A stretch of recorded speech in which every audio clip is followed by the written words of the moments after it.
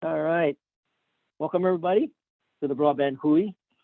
This is episode number 174, and we've been convening the Broadband Hui since March of 2020. And I want to mahalo everybody for joining us and continuing on this journey of ours for digital equity. Today, we're going to have some kind of a special lineup, and I'll preface this as we get closer to that point in the agenda. But we'll follow our normal routine. We'll do some quick introductions, and then we'll have Micah do the mana'o of the day. So with that, my name is Bert Lam. I'm the State Broadband Coordinator here at the Hawaii Broadband and Digital Equity Office in DBED. And, happy to convene the Broadband Hui with my partners over on the Big Island. And I want to give it over to Shola and Riley to say hi. Aloha nui kako. I'm Shola Kahiapo-Trevino, and I am the Digital Equity Specialist here at the County of Hawaii with Research and Development. Mahalo for letting me co-convene with you. And I'll pass it over to Riley. Riley Saito, County of Hawaii Research and Development Energy Specialist. Aloha. Right on. Okay, so let's look at who can we call as new participants. I want to give Grace a chance to say hi.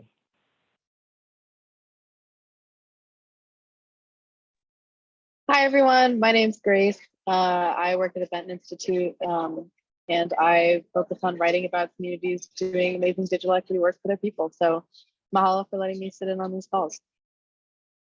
Thanks, Grace. Great to have you.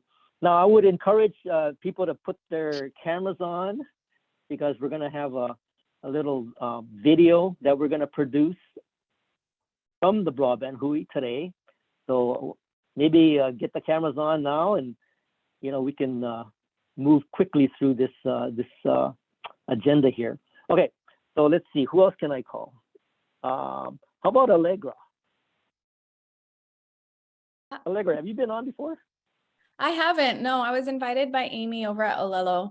But hello, I'm the president CEO over at Hoike on Kauai, the Kauai Community Television Station. All right, great. How about that Kiara? Hi, Bert. Kiara from Hawaii Public Health Institute, working with Lindsay for the Kapuna Collective, AmeriCorps Vista. All right, on. And you've been on before. Yes, but it's always a pleasure to introduce myself again. Okay, there's Lindsay. Lindsay, get ready. I'm going to call you for the video. Okay, who else can I call? Sola, you want to call any new folks?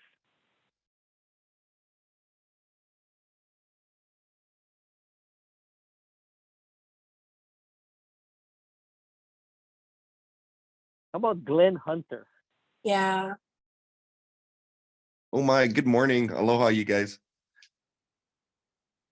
How's it? So tell us a little Glenn bit Hunter about out here from the Yeah. CNMI.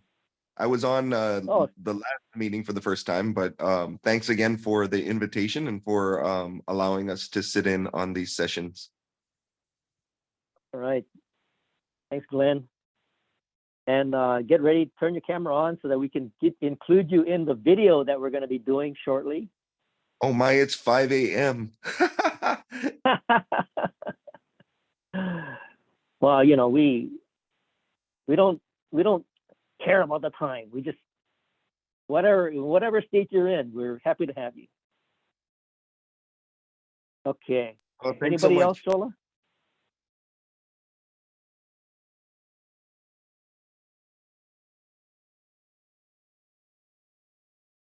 And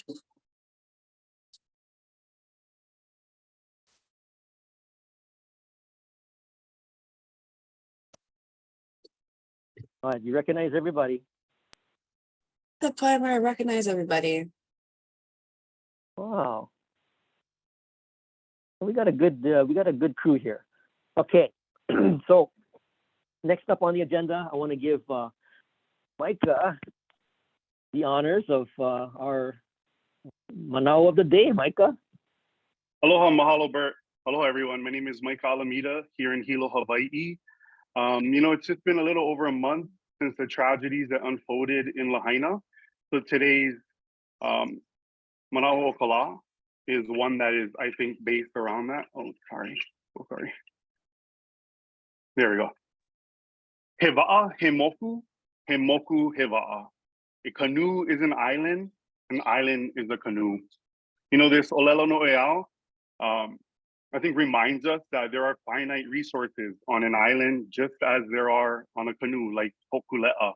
And I think it also puts into context the individuals that we have on our canoe, right? So be very aware of who is on your canoe, where is your canoe going, right? So right now, the people of Lahaina, they are faced with the heavy lift of rebuilding. And right now, of all the stories we hear, right, just from on social media and the news reports that we read, seems like a lot of people are on different pages. Yeah, all kind GoFundMe pages, all kind organizations are trying to raise money.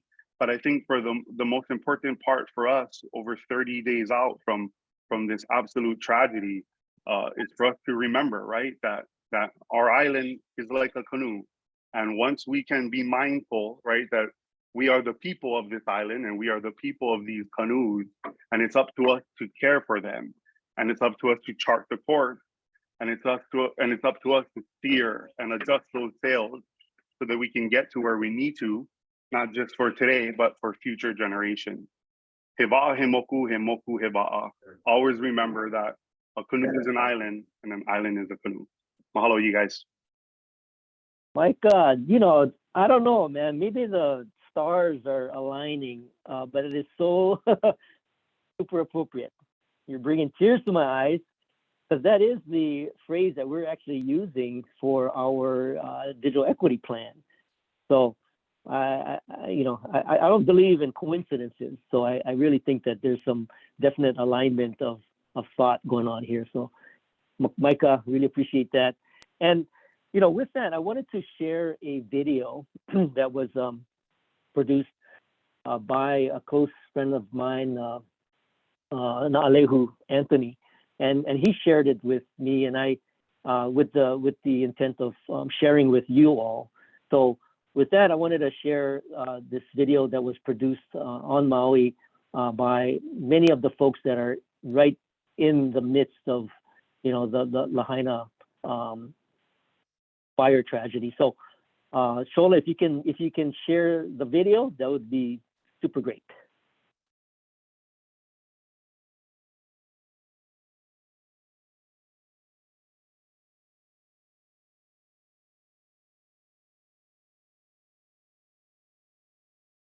Can you guys hear that? Just double checking. Yes, can you hear that? Did you guys hear that I can hear you. part? No, Do you hear this? No. Okay. no. Okay, thank you. Let me.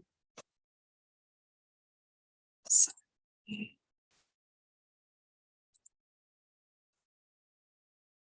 So when you click share, Shola, just make sure you click the audio, Yeah. the button, so that we can Sure, hear. sound. Gotcha. Here we go. Hanaho. Thank you, everyone. Let's Hanaho this. The fires that ravaged our islands a month ago changed our world as we know it. The losses our people suffer are immeasurable, and our pain is still raw as we continue to grieve. We've had many hard days since the fire, Including today. But we have leaned on one another and made each other strong. As a community, we have a kuleana to each other to ensure our home will be rebuilt the way we want, the way we deserve. Outside forces and interests want to influence the course of recovery for their own gain. Now is the time to unite and say enough to the opportunist. To keep Maui home for our families that have been here for generations. And for those of us who keep Maui in our hearts. We remember the names and faces of our family and friends that we've lost. And we remember our cherished places now changed forever. Aloha. Aloha. Aloha. Aloha has been our creed. And it will carry us And it will carry us where we need to go. building back. Building back. Building back. Building back Maui strong. We've already done what seemed impossible. The day after the fires. And we've made it to today. We've witnessed heroic selflessness. Kindness beyond limits. And an outpouring of generosity from people near and far. Still, there is much to do, and none of it is easy. This is our promise This is our promise. This is our promise. to each other. We will continue making tomorrow better than today. This is how we heal and how we rise. Maui strong. Maui strong. Maui strong. Maui strong. Maui strong. Maui strong. Maui strong. Maui strong. Maui strong.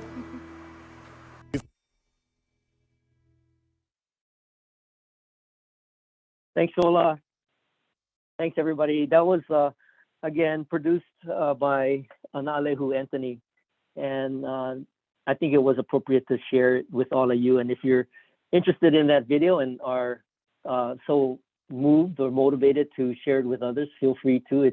It's in the agenda, and you can get to the Vimeo link, and obviously you can share it with all of your community and friends and family. So please go ahead and do that.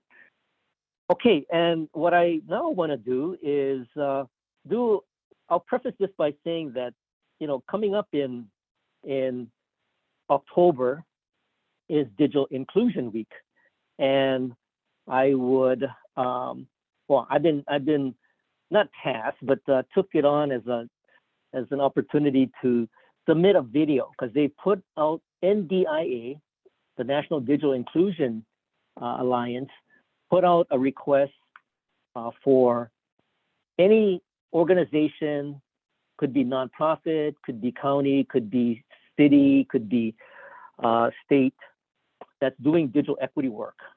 And we wanted to, they put the call out to have a video done that would get submitted.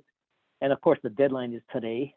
And they are putting together a montage for release to, I guess, I don't know, everybody who's doing digital equity work. So I wanted to submit something, not as a talking head, but as the Broadband Hui. So this is going to be the video that we are all going to be submitting. It's going to be pretty much unedited, live, right here. And what I would ask everybody to do, at least for the whole the main screen, is to flip on your camera so that we can see all of your faces. And what I'm going to do is I'm going to call on some folks just to say aloha, and maybe do an introduction, who you are, and maybe just a really short what you do with respect to digital equity, okay? And what we will do is we'll maybe call on half a dozen people. So we'll try to keep this to 30 seconds, okay? And so be prepared. I'll give you 5 seconds to say who you are, what you do for digital equity. And Shola is going to make sure that we do it within this time frame. She'll clip the video and then send it to me, and I'll submit it to the NDIA. Now, at the end of the video, I'll have everybody do a shaka, okay? Now, Shola, what you got the song for the shaka? Of course I do. Oh, I got it ready. Oh, yeah, that's gonna be good. Okay, so get ready now. Sit up straight. I'm gonna start off. Okay, so yeah, Shola, you can clip this. So we'll leave it to you for a little bit of the sort of the editing. So I'll kick it off. Aloha, everybody. My name is Bert Lum. I'm with the Hawaii Broadband and Digital Equity Office here in Hawaii, and I want to thank everybody that's involved with doing digital equity work across the country. And for the purpose of representing what's going on in Hawaii, we wanted to provide some representation of our Broadband Hui, who have been meeting for the last 147 convenings since March of 2020. And what you're seeing here are some of the committed community stakeholders that have been with us on this journey to implement broadband and digital equity throughout the state of Hawaii.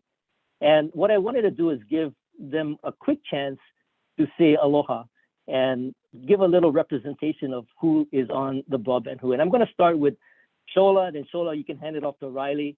And they're our co-conveners on the Big Island. Aloha, I'm Shola Kahiapo-Trevino, and I'm the Digital Equity Specialist for the County of Hawaii in Research and Development.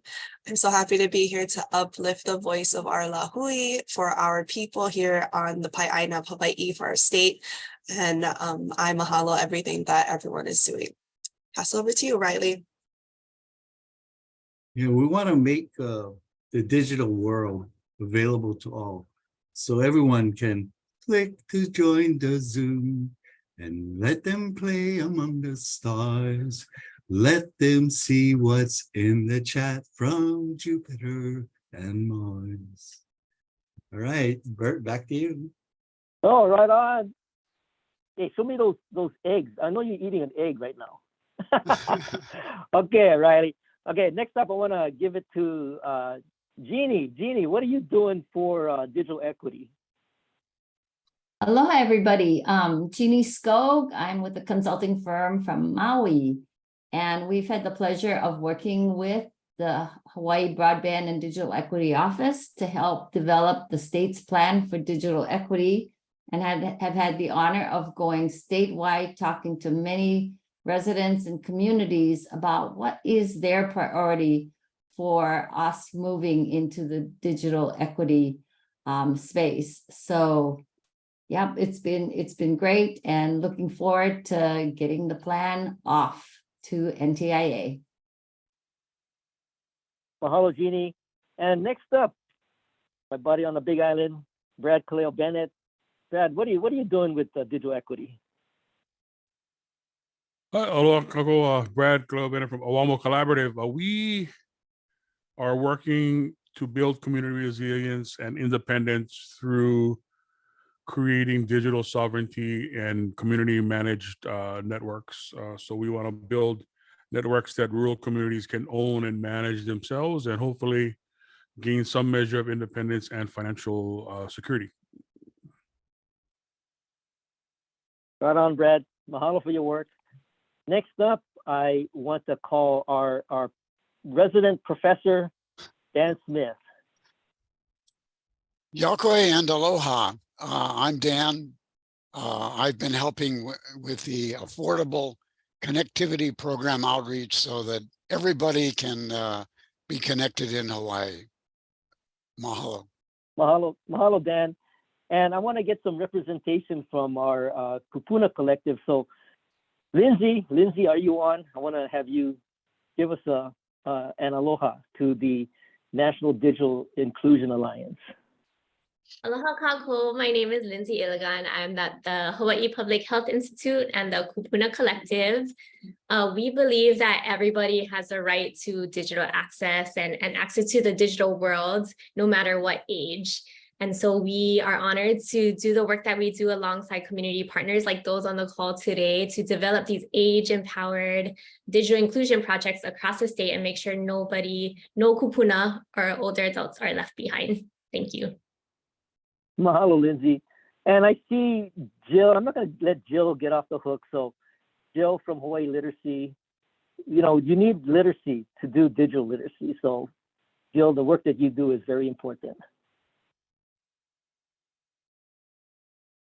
Thanks, Bert, and hi, everybody. Jill Takasaki Canfield with Hawaii Literacy, and we're focusing, like all of you, on providing access to the digital world, and are focusing primarily on people with low literacy levels or language barriers.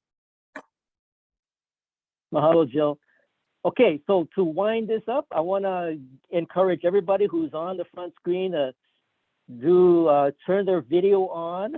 And with that, I want to mahalo all the work that everybody's doing across the country, and mahalo everybody that's on the Broadband Hui and all your communities that are working in this digital equity space. And why don't we give the shaka to all of the folks that are watching the video. Mahalo for the work you do, and hopefully we'll see you all not only in Digital Inclusion Week, but maybe at the Net Inclusion coming up in 2024. Aloha, everybody. Mahalo.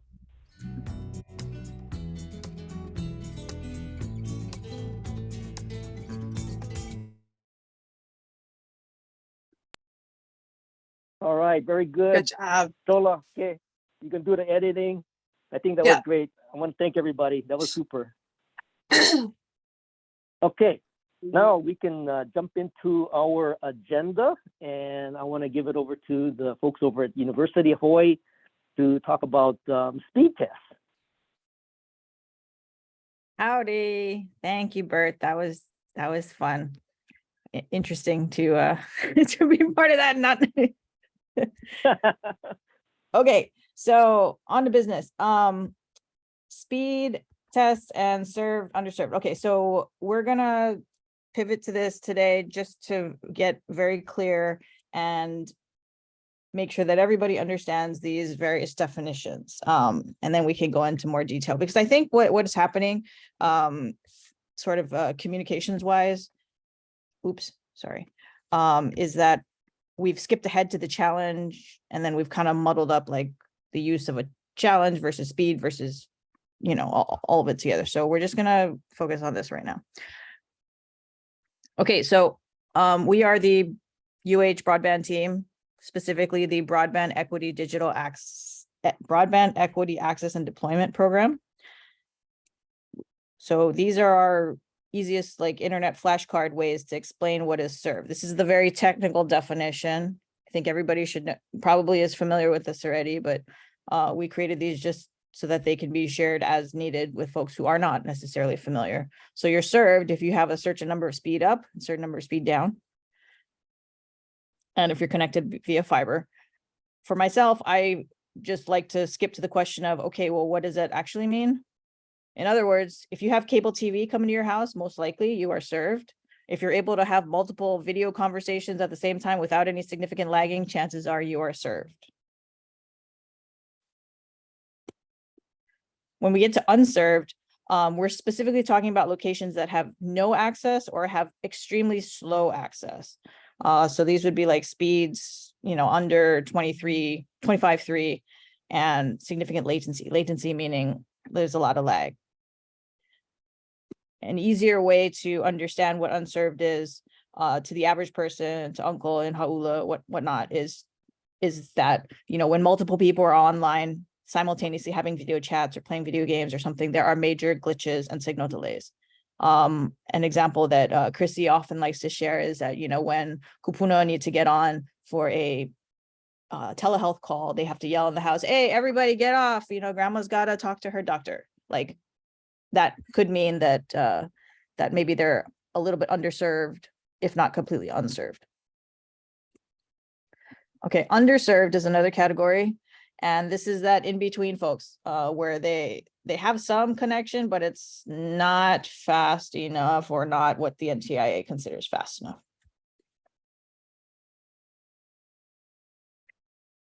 Okay, before we go on to the speed testing, can I take any questions about this? Sorry, I can't see any hands or anything while I'm sharing. Okay, never mind. Okay, I think Brad had sorry, Sarah, I think Brad had a comment about simply having cable doesn't mean served. It in 99.9% of cases in Honolulu and on the neighbor islands, it does. Maybe in Hana, it does not. But this is sort of, again, the easy way that we're trying to explain that you're most likely are served. That's why I use the words most likely. Yeah, but I mean, we gotta watch these generalizations because it's dangerous. I mean, okay, well, look, all right. Let me breeze through the speed test thing, and then we can come back and discuss this, because the reality is that if you have cable coming to your house, you have fiber. And that means that you are technically served, period. No, we had this conversation last week. The definition is not simply having fiber. You guys keep saying that, and it's not correct. Team, you guys want to help me? NTIA clarified that. Gwen or Chris, please. Yeah, I'm just, Brad, can you just, sorry, I wasn't there last week. Can you just talk a little bit more about this? Every time we have this, and I'm sorry, but I'm frustrated at this point. Every time we have this discussion about speed tests, all we hear from UH is why it's so hard and why it can't be done. That's pretty much how I'm feeling when I hear this. Okay, so when we start making generalizations, people are just going to listen to what you guys say and not even want to challenge. Hey, Brad, could we let Sarah finish presentation first? She asked me a question. What I'm saying is that this is the baseline of served, unserved, okay? And then we have some other information on the following slide. Let's go through this presentation and then we can go and discuss this, please. Yeah, I was simply answering a question that I was asked. Yeah. Okay, I'm sorry. I should have kept going. I will keep going and then we will come back to this.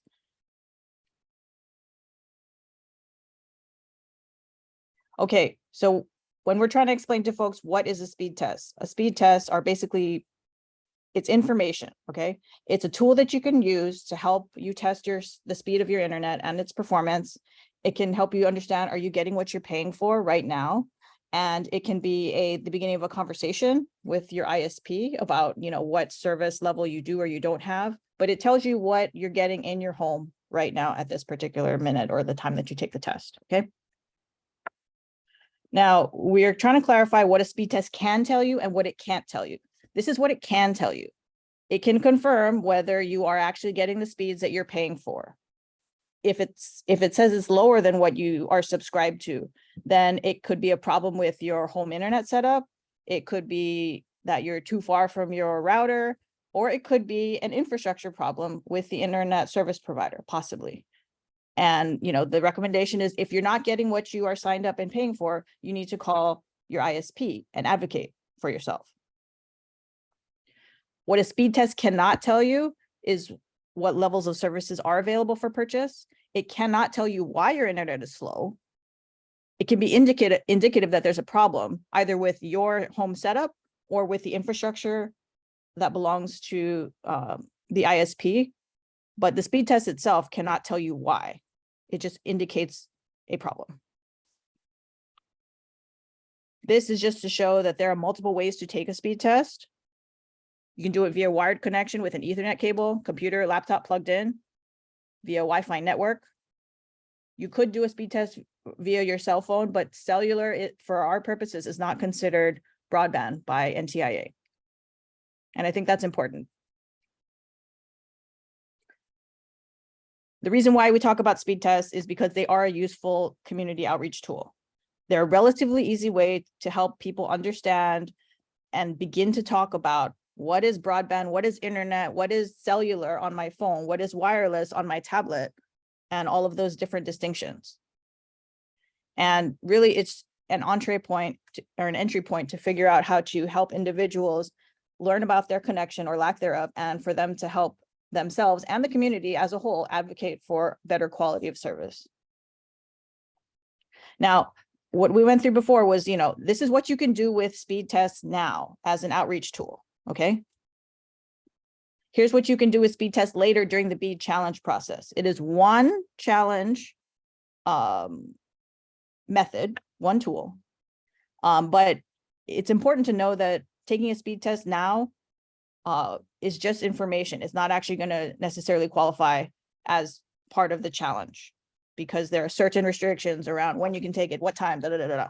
We're not going to get into that because today, but that is basically the end of the presentation. So does this help to answer, clarify, or muddy the waters, Brad?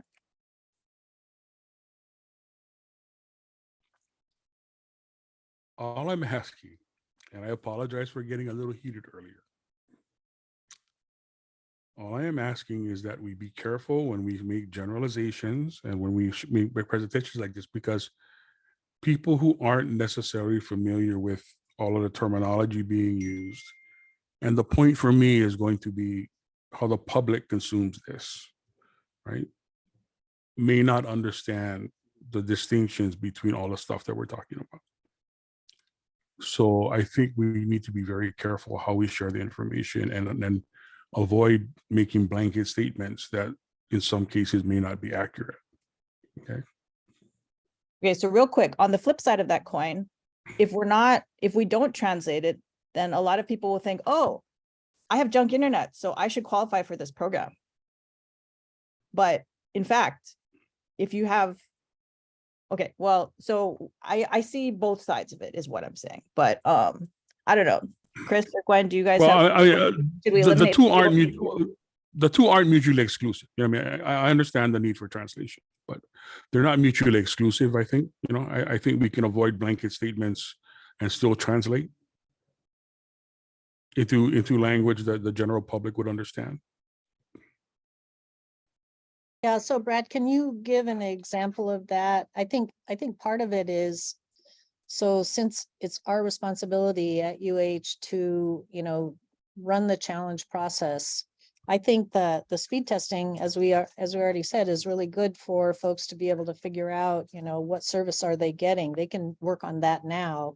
However, I think as we've said before, NTIA has very strict rules for what would be acceptable in their minds to NTIA as a valid speed test. I think that's the difference that we're working on.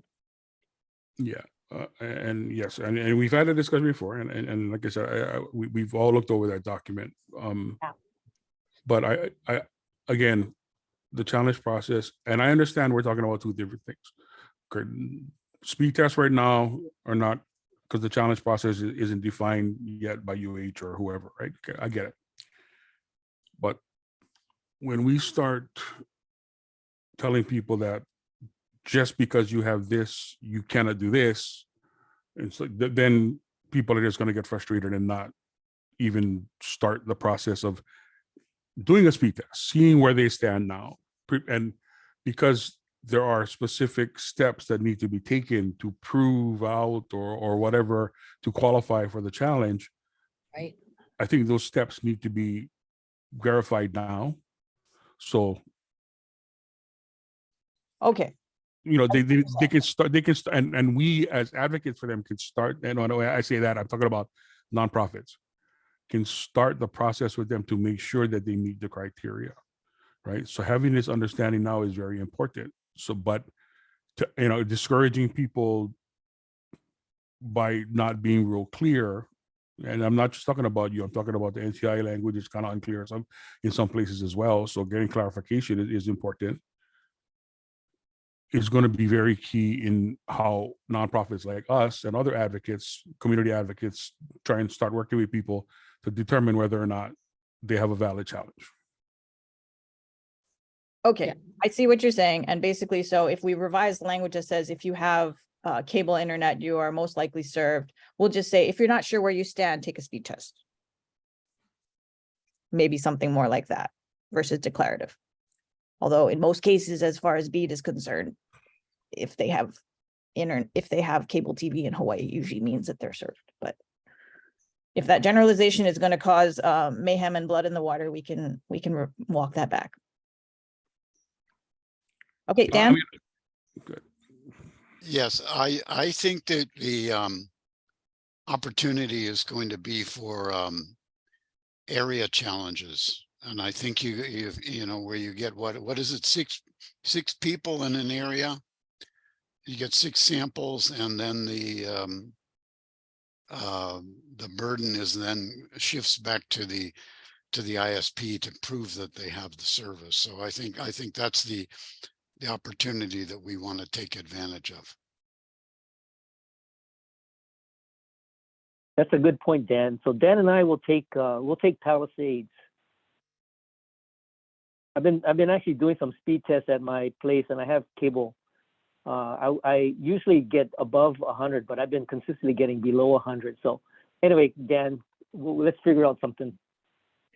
Yes, that's right. I mean, today I'm getting good service. Last week, I was getting like 3 megabits down. So, but there's some rules about that. And yeah, okay. But I think the concept is applicable to other areas so that you kind of get 6 people and then you and follow the rules, which UH will help us do. And then it's up to the ISP to prove that they Okay, but Dan, service. we're getting too much into the challenge process. Let's just still keep it on served, unserved, and speed test as a tool for the moment. Brad, I think I cut you off. Did you still have problems with the way we are trying to communicate to a layman audience, served and unserved? Actually, I have a question too. I'm serious. Well, actually, what I was about to say was that I am not the only arbiter of this as well. So I would love to hear what other people had to say. So Dan jumped in. So that's perfect. Okay. I think I want to ask a question either of Brad or Dan or someone who may have done this within a community where I mean, I think this idea of having multiple folks that have, are having issues with their, with their speeds coming together as a group to inform the ISP. That sounds like that might go a lot further than individuals. Do you guys have examples of where that's been done in a neighborhood where a group has gotten together and as a neighborhood they've challenged the ISP and they've actually gotten some resolution? Yes. And I've mentioned this before on the Hui call. Those sides in Hana did exactly that and did get a response from the cable company. Yeah, I'm just thinking, I mean, in terms of community engagement, if those kinds of things could be happening now, that will really prepare us, I think, for when we actually initiate the challenge process, which won't be until spring of next year.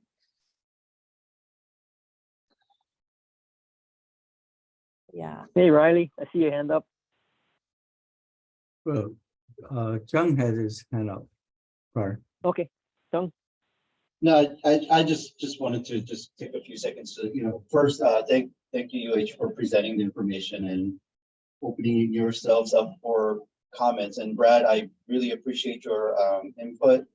I think what would be helpful for this whole process is, the reason why we have the Hui is, you're an extension of your community. So what is best way to communicate to your community members? So I think making that kind of recommendation to UH will be helpful, so that they can better communicate the information.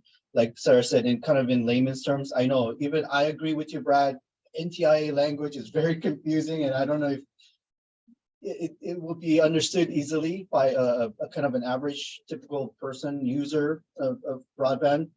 So I think what would be helpful is if you can make some recommendations on how to communicate that message to to UH. Thanks.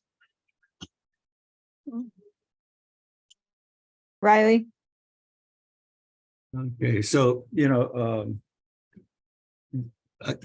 I've been over the past month and a half doing community presentations on the story map from HIDEC and all of that, and we talk about the purpose with the story map. It starts off with the FCC map, and I think that's the first thing Chris and I looked together like 6 months ago at the FCC map, and it shows all these green dots on the Big Island of serve, and consistently the community participants in the meeting laugh. They go, "We know that's not true." So you may have fiber, you may have what the ISPs claim are available speeds according to what's filed with the FCC, and that's what served is. So what I suggest is, once you define in this slide serve, you also include this may or may not be what you feel or experience in your access. And if so, there is a challenge period coming up in 6 months for you to actually provide evidence of that. So you include the accessibility that point of being served. But if you do not feel, you can talk about you may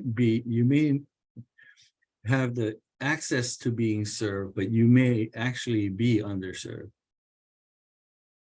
And you can prove that through a challenge process that we're developing over the next 6 months.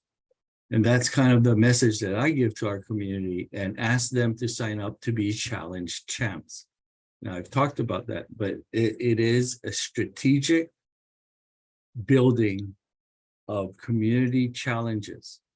We're going to set up that structure, and we're going to set up the network like a telephone tree for disaster or tidal wave or whatever is going to go on. There's telephone trees that occur. This will be like that, where we're going to call on the challenge champs, 7 p.m. Thursday, March 23rd. We're going to do a challenge. And and you break it down so it's very manageable. It's like 6-7 people or 5 people, but the network is there. Okay. If I may interject though, I still think there's value. I understand explaining it and putting it into context of 6 months from now, we can get ready to file a challenge as a group. But what I was trying to get at here is that there is use for it right now at this exact moment. Like, why wait? If you discover that you're getting Junko speeds, why wait until the challenge process? Why not just call your ISP now and be like, hey, help me troubleshoot my connection, or am I not getting what I pay for? So I think we can do both simultaneously. Yeah, that'd be great. If we have, we can work on actually the instruction kind of package or step by step, because I've been doing challenges for months. You guys all know that. Mm-hmm. And I can help give maybe pointers on how to get somebody up to speed to challenge. I've trained several people and they love it. They can do it. There's no confusion. And once they get clarity, they love to challenge. I don't want to belabor this because I know we have other things on the agenda. I'm just wondering, so if there's this activity that's going on now in the communities, how are you guys collecting and aggregating that? Because when we do get to the real challenge process in the spring, different entities will be able to file challenges, but not individuals. So for example, Brad, you could do an area challenge, a group challenge of all the information that you've gathered. Just wondering how that's going for the counties or what that mechanism is. I think that's what I'm most concerned about, because individuals doing it still, the challenge that has to be uploaded into this portal has to be an aggregated challenge. Correct. And so what I'm doing is I'm taking screenshots of each challenge. I have my address. I have my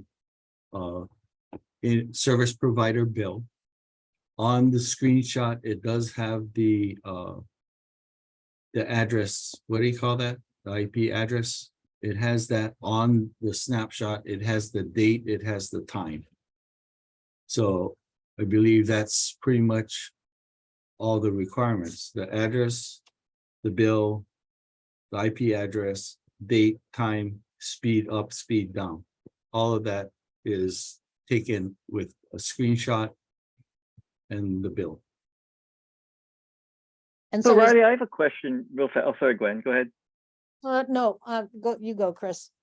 So Riley, I have a question. So when you folks are doing these challenges for, I have lower speed than what my bill says, have you called your ISP to complain about that? Because if you're waiting for the challenge to go through in 6 months, you're wasting your money for 6 months if you're not getting the service that you I've been wasting my money for 6 years. Right. So have you called your ISP to No, complain? I haven't, because I don't want to change any factors. I just want to see the ebbs and flows on Friday night versus Sunday morning. Could you pay for my bill then, since you don't really care about wasting your money? I mean, because if we stop and think about it. The point is I get information on the as is, the baseline. And that's more important than my spending 30 seconds less online because now I have faster speed. Right. So all the people that you're showing how to challenge, because they're getting poor speeds too, have you told them to Then call they their can challenge. ISP? Yeah, they can call. Yeah. Have they called their ISP, or are you I don't telling them to know. challenge? I'm not following up on everyone's activity. It depends on what motivates. So I would think that, you know, it would probably be best to tell folks, if you're not getting what you paid for, perhaps you should call your provider and complain. Because if I'm not sure what BEAD would do at that point, because they could submit a challenge, the ISP comes back and says, nope, we provide it. Or the ISP can say, well, we'll need to upgrade this switch at this location, and Right, it'll cost $150,000 to do so. But if your customers are complaining about poor speeds, perhaps they would do It's that not my in customer. 6 months. No, I'm not. You're not the ISP. The ISP has many customers complaining about poor speeds. Maybe they would upgrade. Maybe they Instead of don't waiting 6 realize months. they can complain and can get results. Maybe there's a trust level that doesn't Right. exist. So what I'm saying is that if you're out there talking to people and showing them how to, you know, challenge on the ISP on the challenge process, you should also maybe say, pick up the phone and call your ISP. So when you asked me if I was recommending that, what was my answer? I thought you said you weren't keeping track of what they did. For me, yeah, I don't know if I suggest that they do. I don't know if they did. I don't go, hey, bro, I told you call your ISP. Okay, but Did so you call have your suggested ISP? that to them then. Yeah, I did suggest that, but Okay, whether they did or okay. not, I don't Oh, know. no, that's fine. Okay, I wasn't sure that you suggested it. That's fine. So that's what I was trying to get at. Yeah. Okay. I think Chrissy? Chrissy has a question. Yeah, just a comment actually. So Sarah, I think that's what you were just saying, right? So why wait for the challenge? Do the test. If you're not getting the speed that you think that you're paying for, then you contact your ISP. I did that for myself, and come to find out it was my ISP came out, they used their own tool and told me, oh yes, you are not getting what you paid for.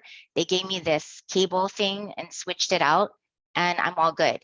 So I think I'm going back a few broadband meetings, and I want to say it was shucks, I forget her name, from Spectrum. I don't know if she's on now, but she did say that, at least for Spectrum, that they are happy to go out to any of their customers' homes and not only check for that, but also check to see the placement of routers and those other factors that we have discussed in previous broadband meetings that could impact a speed test. Thank you, Riley, for creating a baseline and monitoring and tracking that for everyone. Oh yeah, it was Rebecca. Hey, Rebecca, it was you.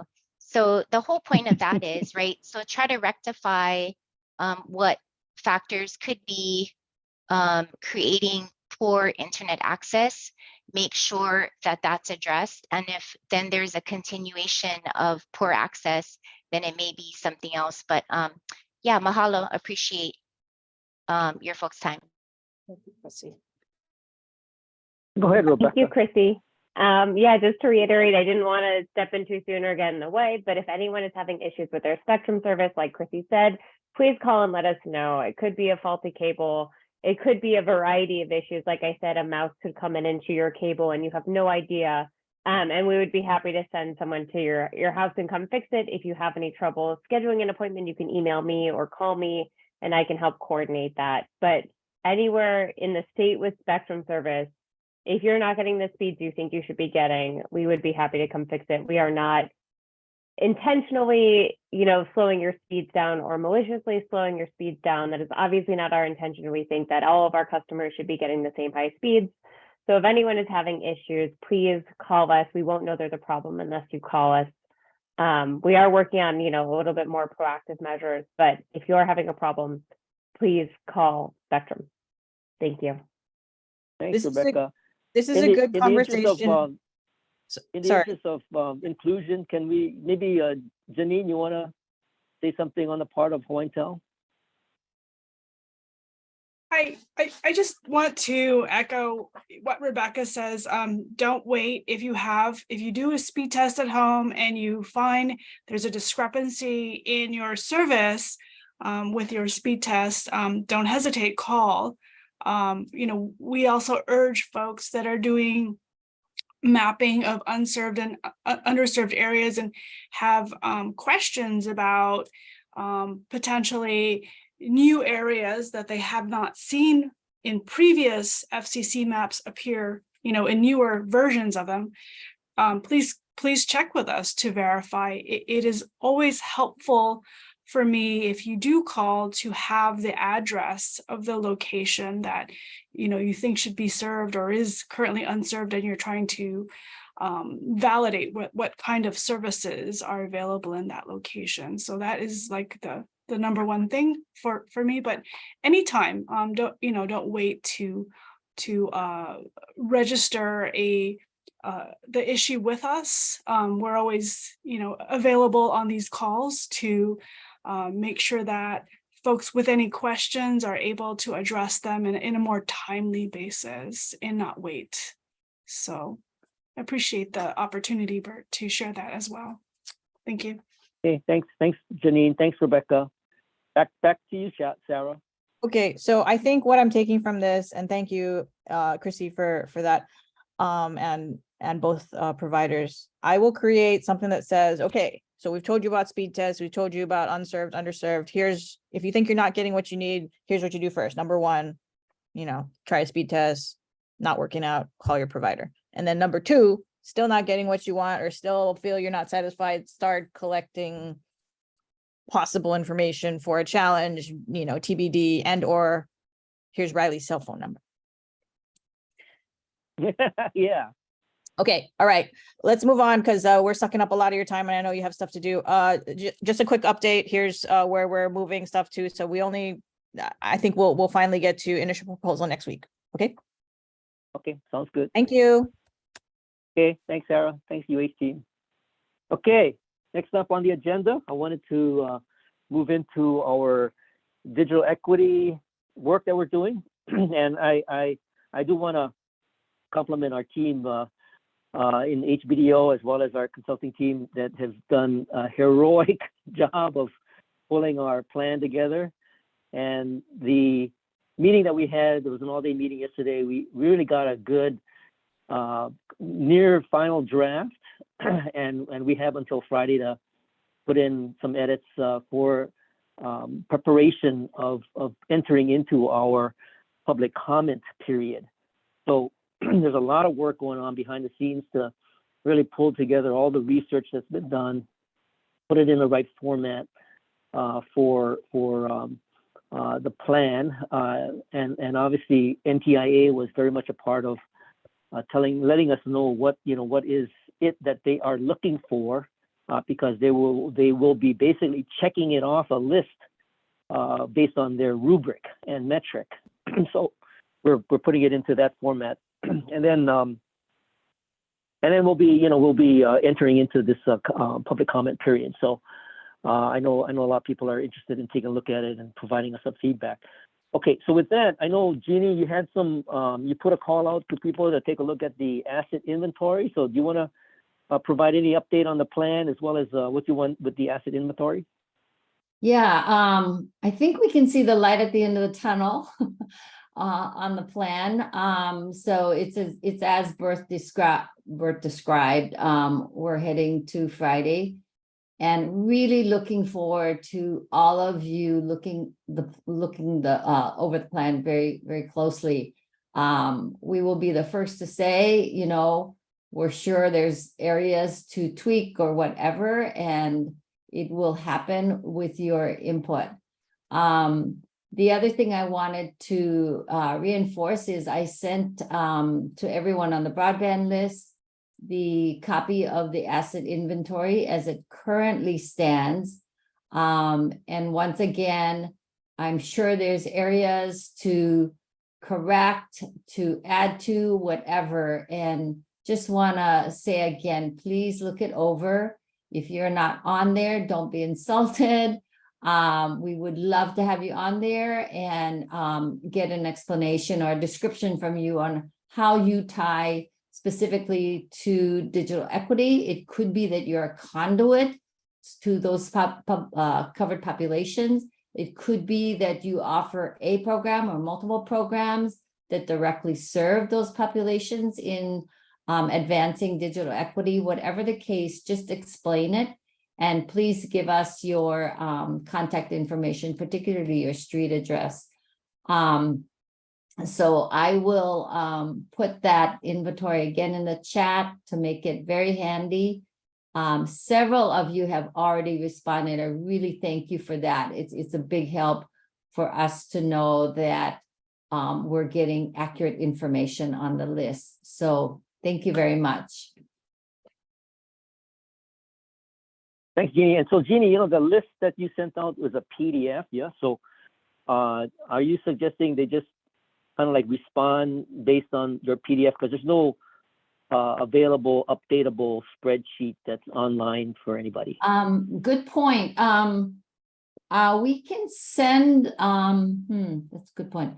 We can send the Excel. I guess one of the challenges we have is like some of the responses which have been extremely informative.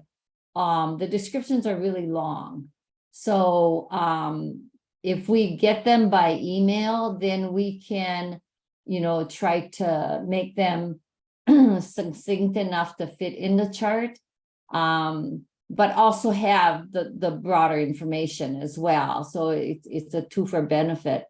But that was the thing, is trying to make it, summarize, I guess is the best way to put it, the description. Yeah, and that's a good point. I mean, I think there's a couple of goals that we want to achieve. One is obviously we want to create this asset inventory, and this will be, it'll be an ongoing development, but we would like to at some point in time, put it online and have it be editable. And Yes. I'm actually kind of thinking Yes. I like to create something like the digital equity 211 kind of version, so that anybody who wants to look into anything happening with digital literacy, access to devices, can look at this DE 211 and find out that information. But to Jeannie's point, she's going to include this in the plan that we are submitting, so it needs to have some presentability, right? So being succinct and able to fit on an 8.5 by 11 is kind of important. Yeah, and also remember, this is a living document, and we think it's going to, increasingly become a very helpful tool going forward. I'm sure there's going to be ways for us to refine it, improve upon it, etc. But for the sake of at least satisfying what NTIA wants and putting something together that is useful at this point, please bear that in mind as you're looking at it.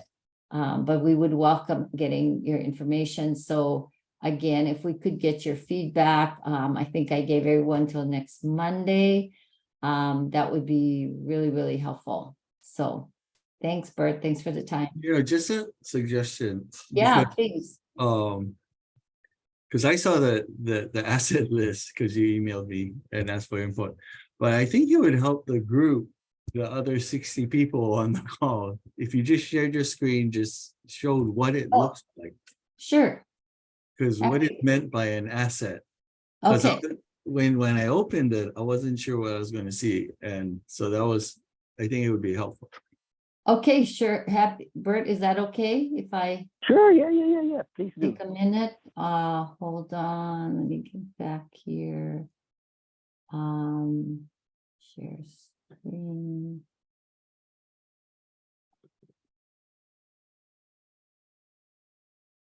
Okay, can everyone see that? Whoops. Okay. So thanks, Riley, for that. So right now it is organized by geographic reach, and there's a reason for that. We were thinking Make about it larger.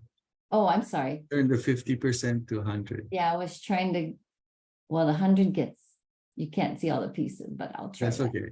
Okay, all right. Okay. So it is organized right now by geographic region. I think we're going to keep it there for now. And again, in later iterations, we can, I'm sure, improve upon it. But the asset is really any organization, and it could be a program as well, right? Now, program normally lives in some organization, so we're toying with that as well. But it generally, the asset is an organization, or it could be a business as well. And then type of entity, you can see here that's self-explainable. And then the pillars. So these are pillars that are called out by NTIA. And we were thinking about organizing it by pillars, but as you can see, it's such a variety, and some serve multiple. So it became difficult to organize it right now any differently than geographically. And then these columns here under population served, those are the populations that are called out in the NOFO. So the squares mean these are the primary populations X served, so high deck. We have boxes all across all of the populations, for example. And then in like Arc of Kona, primarily digital literacy, and they serve primarily the disabled. That is our understanding. So that's some of the, that's some of what you should look at in terms of population served. And then going along, description. So this is a description. It's not about the organization overall. It's about how the organization or program is advancing digital equity or could advance digital equity, either one. And then, of course, the website is great. Street address would be wonderful because we're looking at maybe creating a map of all of these assets being shown across Hawaii. So that's why the street address is really useful. And then, of course, the point of contact and email. The point of contact and email, we may not, some of the emails we have are emails that go personally to a contact. So we may not include those in there because the contact to the organization as a whole is in the website connection. So we thought if someone really wanted to get a hold of someone, the phone numbers and the email, general email address would be in the website connection. So any questions about that? We've kept it pretty basic for now. But any Scroll down to the other islands. Sure. Like how you did geographic. So you got Kauai. Hawaii, sorry. And then we've got to resort this because we entered some new ones in there, but Right. yeah, statewide, Lanai, Maui. So every island is on here separately. Molokai. So Jeannie, I see some that have no type of entity entered. Are you needing to fill that space? Yes, I mean, if we can sometimes deduce it, but otherwise that would be very, very helpful. It's not, if it's not immediately obvious either through the website or from what we know about the organization. Okay. So Ramona, you got a question? Yeah, I do.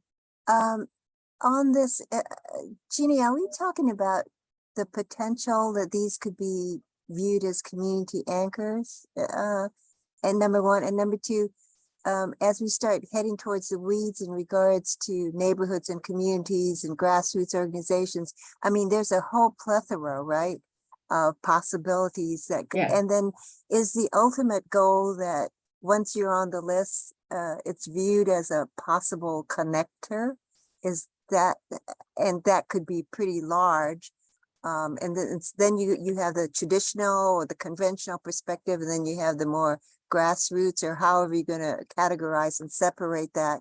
I mean, I think there's a richness, but isn't there a limitation of connectivity in terms of funding? No? this is not trying to determine who gets funding or not. This is simply to bring what I want to emphasize, it's a beginning list. It's not exhaustive or comprehensive at this point. It's meant to give NTIA an understanding of the assets already in play or potentially in play that can advance digital equity. To your question about CAIs, absolutely, an organization that is already serving as a CAI or could definitely fits in here, but it is not narrowed to CAIs. So why I asked Yeah. that is that we had a listening session with NTIA, and this is with HUD and NTIA. And I know that their interests in terms of how local communities and states, I'm going to say local communities because for us, it's almost one and the same for us. But that being said, how we form our definition around community anchors. And how we galvanize and trigger that perspective that moves from the more traditional perspective, education, schools, libraries, hospitals and stuff, to one that's more realistic or authentic in terms of that relationship with community, which is where that trusted piece comes in the most, right? So I'm just sort of curious to see how that evolution for us develops. Thanks. Yeah. For sure. And we did get really good guidance yesterday and even prior to that about what minimally is required for an entity to be declared a community anchor institution. Now, I also think that there are community anchors that maybe are they're really fulfilling a community need, but may not totally qualify as the formal designation, but they're definitely community hubs or digital resources or whatever the case may be. We're not trying to, as I said, narrow this to that. There are definitely a lot of organizations here that serve the community in a similar capacity, I guess I would say. Stacy? Aloha. I just had a quickie question about how you're putting libraries in the inventory, because we're on every island. Yes, yes. One entity and then a description that we're on every island, that there's 51 entities, or how are we? Yeah, no, and Stacy, actually you're on a list to call because we do want to get that your preference on how to list them. Libraries are definitely community hubs, especially under your progressive leadership. So if we can get on a call and find out from you how best to capture that. Libraries have come up a lot in our focus groups and interviews on, really the valuable service you provide, especially to do with digital equity. So would love to get your input on that. Great, thank you. I look forward to chatting with you. Yeah, okay. I just want to add something, Jeannie, and this is pertinent to Stacy's list as well. So this is the asset list, asset inventory list, and NTIA is requiring, to Ramona's question, it is a requirement for the digital equity plan for us to do an asset inventory. We did one earlier, thanks to Crystal Communications, and now we're updating that. The question about community anchor institutions, and I'm working with Micah so that, when we do have the community anchor institution list that Micah is putting together, and we have this asset inventory list, at some point in time, not in the far future, but in the very near future, I think we both like to do it on like a survey 1 to 3, and have it be mappable based on an address. And maybe we can then kind of overlay the CAI listing with the asset inventory list, and then we'll have a good idea as to what are some of the offerings that are being provided from the CAIs. And then to your question about what is the definition of a CAI? We do have an opportunity as a state of Hawaii to come up with our definition. And so I would be working with UH to kind of, let's come up with that definition. Now, what we're starting off with is the kind of the standard definition that the NTIA has provided, which basically, there's three things, and Micah sent this out. It's a community support organization that has physical locations to facilitate greater use of broadband service by vulnerable populations. So that's number one. Whether the physical location of this community support organization is dedicated to the organization's usage for activities to facilitate greater broadband service by vulnerable populations. And then the third one is whether the physical location of the community support organization is public facing in nature, meaning the organization does not require paid or unpaid membership before using its services. So these are the kind of like the general guidelines that we're using to determine where these community anchor institutions are. And I think as the BEAD team further defines this, as they get the list together, and we will get together and kind of see if there's any unique Hawaii definitions that we would want to incorporate into this. Obviously there are the government facilities, whether it's county and state libraries and others, but there's a lot of community centers. There could be churches that could be added to this list. So we'll be working on that. So that's a work in progress. But to the point of the asset inventory and the work that's being done with the CAIs, we do envision the ability to overlay so that we can get better intel and understanding about, what are the CAIs and what kinds of services are being provided, at those locations. Gwen? Yeah, I just wanted to ask the question, are there entities on your asset inventory table that don't have a physical location? Yes. Okay, Yeah. because that's one of the criteria for, BEAD funding for CAIs in terms of their connectivity.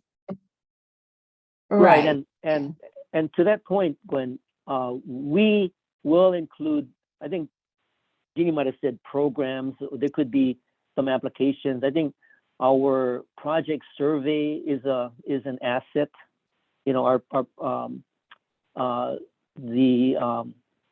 Let's see, there's other programmatic things that are going on. Could be, Brad's effort to do mapping that could be considered an asset. So those are more programmatic, and they may not be necessarily a directly correlating to a CAI, so they don't need some kind of connectivity. Okay. Thank you. Look forward to Jeannie. Yep, getting your input. All right. Well, we'll move on to the next topic of our agenda, and want to have Amber and Jackie kind of give us the latest on what's going on with the Ho'ike. I know there's a bunch of work going on. We're ready to send out our lineup and our agenda, and I know there's a lot of work that's been put into this. So I want to mahalo all the folks that have been involved with putting all the details together. It's a lot of hands involved. So Amber. Thank you so much, Bert. Yes, it's been a big journey for us, and I know Jackie's not going to promote herself, so I've got to give her a shout out, and the whole team at KEDB on Kauai that have really taken this on in terms of all the logistics coordination. So we have a few things we wanted to announce and talk about today. The first is I want to let everyone know the schedule is still in development, and I apologize. I know a lot of you are just really excited to get the details of the session times and all of the details for the program. We are going to be sending that out to everyone who is registered. via the link. So Jackie is going to talk about the registration process and how to also deliver any kind of payments or coordinate any kind of room bookings or logistical needs. So she's going to talk about that. I wanted to just reassure you all that the schedule is shaping up to be great. We have a lot of wonderful sessions. A lot of the partners that attend the Broadband Hui are going to be presenting on a wide range of topics, from kind of the basics of mapping and GIS work, all the way into our live audience Broadband Hui meeting on the 4th. So the first thing I want to do is really thank the folks who make this possible, and those are our sponsors. So we've been really overwhelmed by the generosity of the community. And since Gwen is just on my screen right there, I'm going to look over to her and say our first big thank you goes out to UH as one of our featured sponsors for the Hoike event. They've really helped to make this possible. We also have our own office. So I see Chung, he's off camera, but I'm going to thank him. Chung and the DBED team have also come in at the featured sponsor level. We've gotten wonderful support from Hawaii Telecom. So thank you so much for your support. Transform Hawaii government has also offered a really wonderful contribution for this event. Even though Hawaii County is helping to put this event on and volunteering, Nalani and the team over at Kauai County have also contributed at the feature sponsor level. So another thank you to you guys. Hawaii County, as always. Riley, thank you to Doug. You can give him a pat on the back for all of us for authorizing that. Hawaii County's also come in at that same level. We've had a couple of surprises in the last few days. So some people that are really supporting our work, we don't always see them on the Hui call, but you know, when we call them, they respond to the need. And so we really want to thank the Gates Foundation. They've come in with a wonderful featured sponsor level, as well as Omidyar. So two really exciting folks that have chipped in to make this all happen. And sorry, I'm looking at my list here, make sure. And then one of our newest sponsors is Ocean Networks. So part of what we do when people give us sponsorships is we acknowledge their contribution and mahalo them for everything they do. What these funds will go to, if anyone else is considering bringing in a donation to help this, we are sponsoring some of our community partners to attend, and that includes their flight and their accommodation, their conference package. We are also, as many of you know, we offered this really wonderful rate for our Broadband Hui community partners to attend the Hoike. As many of you know, Kauai is not the Kauai hotel experience is not a budget experience. So for the $65 registration, many of our Hui members are paying. These sponsors are actually contributing the other amounts that are needed. That is just for the conference room site and the food. So we have asked for a very small amount for our community partners to make this happen. We don't want to burden people financially, and so all of these wonderful sponsors have made up that difference in the cost for the attendance. Really excited to tell everybody that we're sure that we can make this happen.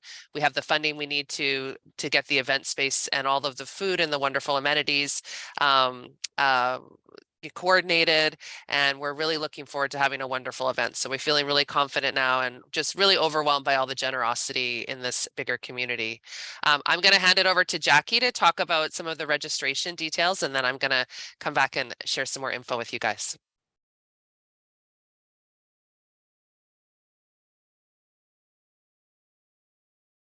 Jackie, you're muted. Sorry. Technically challenged. Anyway, we have some sponsors that actually just came in last night and yesterday, and so we may not have updated Amber, but mahalo to also Adobe, who stepped in, and I don't know if we mentioned Spectrum. We did mention Charter, and then we also have our digital equity team, so Jeannie and team that came in to help out too. So thank you very, very much again. About the registration, so the special fee of $65 was only offered to all of you Broadband Hui members. And it was just because we really wanted to encourage the in-person first time in-person Broadband Hui meeting. So just to let you know, when you click on this registration link, if you have forwarded these links to friends or others that you think would be interested in coming, you're going to notice that there are new rates there. So for anybody who is not part of this Broadband Hui, they will be asked to pay the full conference rates. And it's broken down because we realize that some people will only fly in for the day. My office will get these registrations and they will be calling you to process your credit card payments. So I apologize, we're a little bit behind in the times.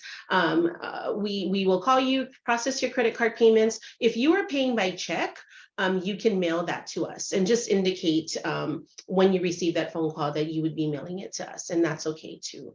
Let me see, anything else? For hotels, we have a block of rooms at the hotel conference site.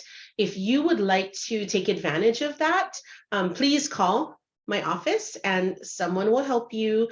The great thing about that is if you take advantage of booking your room at the hotel, the conference rate is waived. So this is again for people outside, right? So for those of you who are coming and you're part of the Hui, give us a call and we will be sure that you have rooms. We will help you arrange transportation if you need from the airport. We really want to make this an enjoyable event for all of you, and we don't want you to have to worry about the smaller things like how are you going to get to the hotel.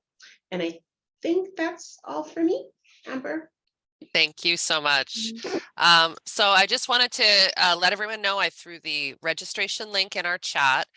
It's really important that you register for the event if you want to continue to get updates on all of the details for the event. So the way that we will be sending out the updated schedule and all of the other promotional materials will be through the registration link. So definitely get your email address on there and coordinate with that, get yourself on that list so you can get updates.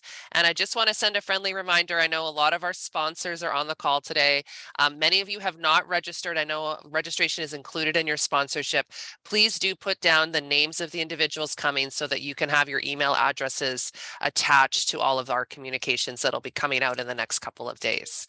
I wanted to also make a really exciting announcement. We are still working on all of our details, but we have, as many of you know, the Lieutenant Governor is the person that was overseeing all of the broadband and digital equity work in the state of Hawaii as part of her workflow, and she will be attending the Ho'ike for some portion of it and addressing our attendees. And those further details will also come as you register and get your email on the list. In terms of the schedule, just to kind of keep people excited, I just want to give a big picture overview of what we'll be doing.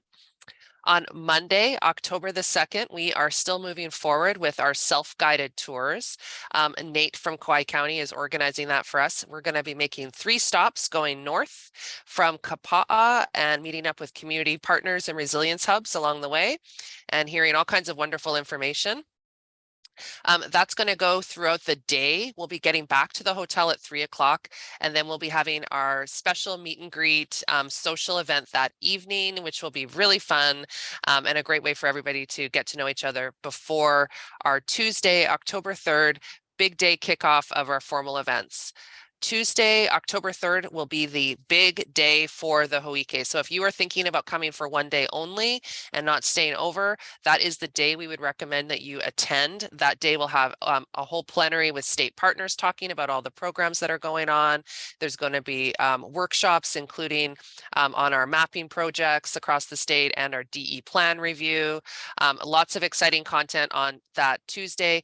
On Wednesday is when we will be having our live streamed hybrid broadband Hui call. Now, for folks who are able to be there, we'll have a live studio audience feature, so we'll all get to meet each other and be at that event together. If you are not able to attend the Kauai Ho'ike and want to be a part of it, this is your chance. This is our Broadband Hui's bigger, wider global community's chance to be a part of that. So you can still join the regular Broadband Hui call on October the 4th, and we will be able to be together with our live audience and our virtual audience, just like today. The format for that event will be very different than our normal Hui call. It's going to be an exciting in-person event. Bert's going to be hosting it. Shola will be attending as well. So you're going to have all of our star-studded cast there to get to know and to talk about different things. So those are my big picture overviews now, and I'm sorry I don't have more final details for you. The one thing I'd really just want to emphasize is that one of our priorities with this Hoike is to have as much community participation at this event as possible. So just to reiterate again, the sponsorships that we're getting outside of the conference costs, we are doing full sponsorships, including flights and hotels, for our community partners, our long-term volunteers, to make sure people can make it to this event. So that is where your contributions are going to go. We're going to make sure that we are as inclusive as possible in this, and that everyone who needs to be there can make it, regardless of financial ability to attend. But I'm open for any questions. Any comments, Bert, or any questions from the crowd? Aloha, No, Amber, but this I is would. Chrissy. Real quick, just how Oh, to, go for ahead, that Chrissy. sponsorship of community organizations, where is that information located? Or how do people apply, or how does that work? I'll be happy to send you the sponsorship levels. So Okay. be ready, be ready for that.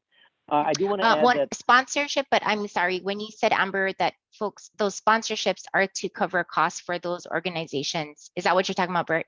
How do people apply? For individuals that are not part of that are not employed full-time by a digital equity work. So it's for our kind of volunteers in the community. So we've been identifying those as folks on the call and people that have volunteered at events and activities that we've put on. But Chris, if you have people you want to nominate, please shoot us an email, and we'll add them up on the list.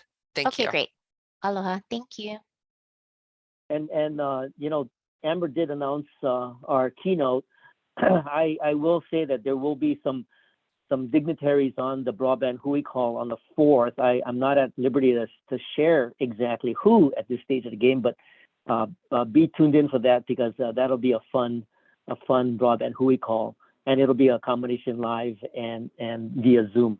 Okay, but I do want to. I know it's at 10:31, and I do want to end with another announcement that we are feverishly working on, and this includes some of our EACP sign-up digital navigators